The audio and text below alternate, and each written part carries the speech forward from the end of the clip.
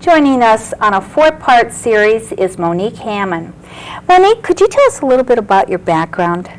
Well, I'm a pharmacist and I work in a hospital in St. Paul. I graduated from the University of Minnesota in 1977, but also before that I have already been in health, so I have been in the health field for quite some time, longer than I care to admit. Otherwise I date myself, you know.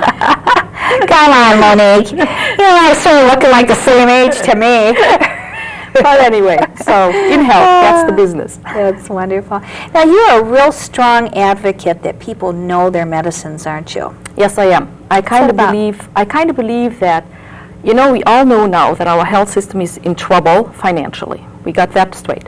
But we also are very fragmented and very confusing. So it's about time that we as patients in this health system, and we are all patients, I am one, you are one, everybody out there is, that we kind of come to asking, what can I do to make this system more efficient and a little bit safer and more effective for me? And we can certainly do certain things. Number one, we can take responsibility for knowing what medications we are taking. Now that responsibility is not on the shoulders of a family friend or of some kind of a relative or something. That responsibility is with the patient. I am the patient, I should know. And if I do not know, well, then I cause a lot of delays for me eventually and a lot of confusion and frustration within the system that is going to work against me. And so the name of the game is be accurate and take charge of that stuff. And some example of that would be like, or some examples of that would be, how would we be really screwing up our lives not knowing? Like if we needed to go to the emergency room or something? Like when people come in and they come in, I have never known any emergency to happen at any good time. You know, I have never prepared for an emergency. That's right. So people come into the emergency room and they don't know their medicine. And so we call around, it is call my brother, call my pastor, somebody has to, we have had people that literally had to go into the houses of some people to go and find the medication in the cabinet. So that kind of doesn't count. And so all that time where we are calling around, of course, that's the delay, right? And so if you have an emergency situation and we have to give you medicine and we don't know what you're taking and what you have been on before and what your health problems are for that matter, that can be very dangerous. Makes a lot of sense. Some suggestions for us so we would be prepared for that. Okay, first of all, I would say if you have medications filled, and try to learn what your prescriptions are. And if you can't remember, if it gets to be too much, then write yourself a list. Now, it's very easy to write such a list. You just need a piece of paper and a pencil. And you write it in pencil because pencil can be easily erased. And so when you have to make changes, you don't have to recopy the whole thing all over. Now, what we want on that list is, first of all, the name, and we want a date, because we have to know when the list was written out. Okay, how was it before or after World War II, that kind of a thing.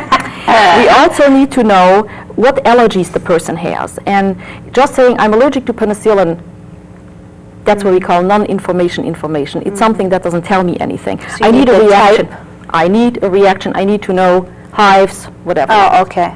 And then we list all our medications, and I mean all our medicines. The medications that we are taking, on prescriptions, and then also the over-the-counter medicines and what people send out for, you know, through ads in the paper, on television, and so forth. And they don't admit to that very readily. You have to kind of coax them along. But that's all important. So you want to know what's going on chemically in their body. Right.